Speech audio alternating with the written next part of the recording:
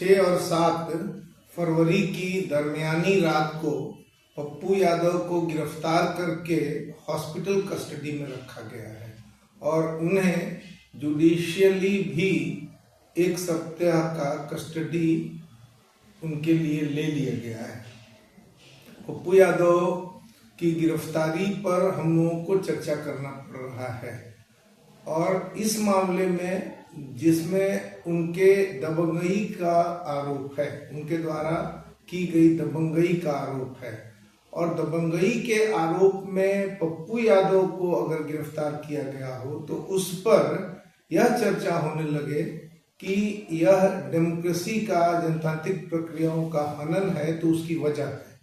पप्पू यादव लगातार बोलते हैं लेकिन वो एमपी हैं, निर्दलीय चुने हुए एमपी हैं, अपने बल पर चुने गए हैं और पप्पू यादव अपने बल पर पूर्णिया में पहले भी एमपी चुने जाते रहे हैं। राजनीति में वे विधायक निर्दलीय स्तर पर आए थे और वो कांग्रेस के साथ रहते हैं। टेक्निकली वो कांग्रेस के नहीं हैं, निर्दलीय एमपी हैं और अक्सर मसलों पर बोलते हैं। कई बार वो बढ़ चढ़ के बोलते हैं और डिसप्रोपोर्शनेट यानी टॉल भी बोलते हैं, ठीक है।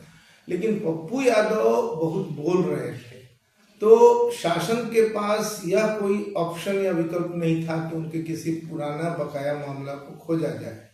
अगर इस मामले में वारंट की भी बात की जाए तो वह महीनों पहले निकल चुकी थी और वारंट के आधार पर उनको गिरफ्तार करना था, तो यह अभी किए जाने का कोई मतलब समझ में नहीं आता है।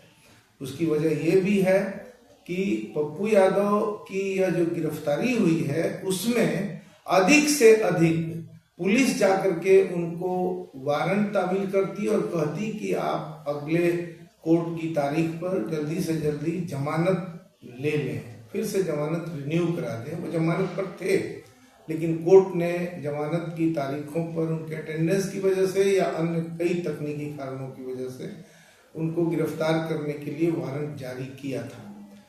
अब पप्पू यादव बहुत ज्यादा बोलते हैं और इस वजह से उनके बोलने से ये लोग आजीज हैं और इस वजह से पुलिस ने इस समय देख करके उनको गिरफ्तार किया। अगर इतना ही इनोसेंटली सब कुछ हुआ तो निश्चित तौर पर आला कमान की ये मूर्खता मानी जाएगी। कोई प्रतिशोध की भावना से कार्रवाई नहीं हो रही है। अगर कोई कानून तोड़ता है, कोई किसी का मकान हड़पेगा, एफआईआर होगा, न्यायालय वारंट जारी करेगी तो पुलिस तो पकड़ेगी ही। तो उसमें कोई कहे वह गलत कर रहा है। जब कानून तोड़े हैं तो गिरफ्तारी हुई है। या अगर नीचे के अधिकारियों ने ये मूर्खता की तो इसके लिए उनसे जवाब तलब किया जाएगा, अंदर खाने में ही किया जा सकता है, हो सकता है। इसलिए कि पप्पू यादव की यह गिरफ्तारी निश्चित तौर पर एक ऐसा कृत्य है जिससे शासक की मंशा बहुत ही नकारात्मक ढंग से उजागर होती है और इस वजह से हम ये कह सकते हैं कि इस गिरफ्तारी को, एक सांसद की इस तरह की गिरफ्तारी को का विरोध किया जाना चाहिए, निश्चित तौर पर विरोध किया जाना चाहिए। आज हम लोग प्रोटेस्ट इस बात पे किए हैं कि जिस तरीके से पप्पू यादव जी को डिटेन किया गया है घर से एक अपराधी की तरह, जो एक माननीय सांसद हैं, जनप्रतिनिधि हैं, और जिस तरीके से पुलिस अपने ड्रेस में न जाकर सिविल ड्रेस में गुंडा की तरह जाकर उनको अरेस्ट किया है, तो ये बहुत शर्मनाक है। उन्होंने एक गरीब बेटी, एक लड़की का, एक छोटी सी बच्ची का आवाज उठाया है जिसकी मर्डर की गई है, हत्या की गई है, और उसको सिर्फ दबाने के लिए पप्पू यादव को चेक एंड बैलेंस करना चाह रही है सरकार। क्या पप्पू यादव रिहा हो पाएंगे? पप्पू यादव ने ऐसा क्या जुल्म किया है? चेक बाउंस का जो केस होता है, चेक बाउंस का केस में क्या होता है आप मुझे बताइए। नेगोशिएबल एक्ट जो होता है उसमें क्या होता है? वो तो एक किया गया है, वो 32 साल 31 साल पुराना ये है। 24-25 में इनके पास वारंट अगर था पुलिस के पास तो 24-25 झाल बजा रहे थे। उस समय उनको क्यों नहीं अरेस्ट किया गया? वो तो खुलेआम पूरे इलेक्शन में घूम रहे थे। तो अभी आप अचानक से जब नीट मामला गरमाया हुआ है तो उस समय ही क्यों घर पे जाके रात के 11 बजे आप अरेस्ट करते हैं? और एक सांसद से जिस तरीके से आप बात करते हैं, इसी तरीके से हिंदुस्तान के सारे सांसद से पुलिस बात करती है क्या? पप्पू यादव की पृष्ठभूमि आपराधिक है और आपराधिक मामलों से वो बरी हो गए हैं, लेकिन बरी टेक्निकल और न्यायिक कारणों से कोर्ट में जो मामले आए और जिस तरह से गवाही गुजरी उससे हुई है। उनके आपराधिक पृष्ठभूमि से इनकार नहीं किया जा सकता है। और जब वो प्रोएक्टिव रहते हैं तो अतिरंजना में बोलते हैं, जितना काम करते हैं उससे ज्यादा बढ़ा चढ़ा के बोलते हैं, इससे भी इनकार नहीं किया जा सकता है। लेकिन आज वो जनता के मतों के द्वारा किसी फेवर के बगैर और इलेक्शन में किसी अनड्यू प्रैक्टिस के प्रमाण के बगैर एमपी हैं और इस वजह से वो हमारे एक प्रवक्ता है और उनके साथ यह जो बदसलूकी हुई है, इसका जो विरोध हो रहा है यह जायज है। विरोध में लोग बोल रहे हैं। यह कह करके इस प्रसंग को हम यहीं समाप्त करते हैं। हम लोग हैं कि जो पप्पू यादव को पुलिसिया जुल्म, पुलिसिया आतंक के द्वारा गिरफ्तार किया गया है, उनको अविलंब कार्रवाई किया जाए। इतने पुराने मामले में किस तरह वारंटी को गिरफ्तार किया गया? अगर वारंट था तो 8 महीने से कहाँ थे?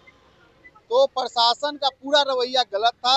हम है कि बिहार सरकार जो एसटीएफ दीपक कुमार को बताए जा रहे हैं, वो खास सरकार के आदमी हैं, खास जगह उनका पोस्टिंग होता है और सरकार को खुश करने के लिए ही वो किसी तरह गए थे कि पप्पू यादव को हम बेइज्जत करने। इसके साथ साथ यह ध्यान दिलाना चाहते हैं कि बिहार में दरअसल इस तरह की नादानियां नहीं हो, मूर्खताएं नहीं हो, तो बिहार में इस समय डेवलपमेंट पर बात होनी चाहिए। बिहार में विपक्ष को बोलने का मौका होना चाहिए और विपक्ष को उसमें मौके का लाभ उठा करके कंस्ट्रक्टिव बोलना चाहिए। विपक्ष में जो लोग हैं रिलेटिवली सत्ता पक्ष के मुकाबले वे यंग हैं और विपक्ष के नेता तेजस्वी यादव को इस समय कंस्ट्रक्टिव बोलना चाहिए। अभी अभी बिदुपुर में एक पुल का निर्माण प्रक्रिया की समीक्षा करने के लिए नीतीश कुमार गए। कुछ दिन पहले हमने देखा था कि आधा पुल बन गया था और उससे सहरसा तक का एक्सेस बन गया है, लेकिन अभी अप्रोच रोड का मामला है, पूर्व का दूसरा अंश पूरा करने का मामला है। इस पुल से कई उत्तर बिहार से दक्षिण बिहार के हाईवे को जोड़ने का मामला है। इस सब के लिए आज ही बताया गया कि अप्रैल तक का समय तय किया गया है। इसके कुछ पहले बताया गया था कि गंगा पर जो पुराना ब्रिज है, जिसको महात्मा गांधी सेतु कहते हैं, महात्मा गांधी सेतु के 2 तरफ से आने जाने वाले रास्ते को अब एक तरफ का 4 लेन मान लिया जाएगा, तब जबकि दूसरी तरफ 4 लेन का एक पुल उद्घाटित हो जाएगा। तो इन विषयों पर बात करना चाहिए। इन्हीं विषयों पर बात करते करते यह भी बात करना चाहिए कि अभी प्रशांत किशोर फिर से निकले हैं महिलाओं के लिए 2 लाख रुपए की मांग करते हुए, क्योंकि चुनाव के समय नीतीश कुमार ने टॉल घोषणा की थी। कंस्ट्रक्टिव विपक्ष का मतलब है कि इसके पहले ही यह घोषित किया गया था कि 6,000 रुपया प्रति माह आमदनी से कम आमदनी वाले 96 लाख परिवार के लिए नीतीश की सरकार 2-2 लाख रुपया उनको इंसेंटिव्स के तौर पर देगी, जिससे कि वो अपना जमीन जायदाद घर बनाए, थोड़ा स्थिर हो और मन लगाएं तरक्की के लिए। तो इसकी मांग होनी चाहिए कि उसका क्या हुआ। इसी तरह ब्यूरोक्रेसी सिस्टम में जो 6,000 से कम आमदनी वाले लोगों का प्रमाण पत्र नहीं बन रहा है, इस पर बात होनी चाहिए। इस तरह जो टॉल बातें सरकार के द्वारा कही जा रही हैं, उन बातों को स्वीकार करते हुए उनकी सकारात्मक समीक्षा होनी चाहिए और ये सब बातें ना होकर के बिहार की राजनीति इन मामलों में फंस गई है और यह इस बिहार का दुष्चक्र है। बिहार में इकोनॉमिक्स और सिविक्स पर बात होनी चाहिए, आगे बढ़ने पर बात होनी चाहिए। धन्यवाद, नमस्कार।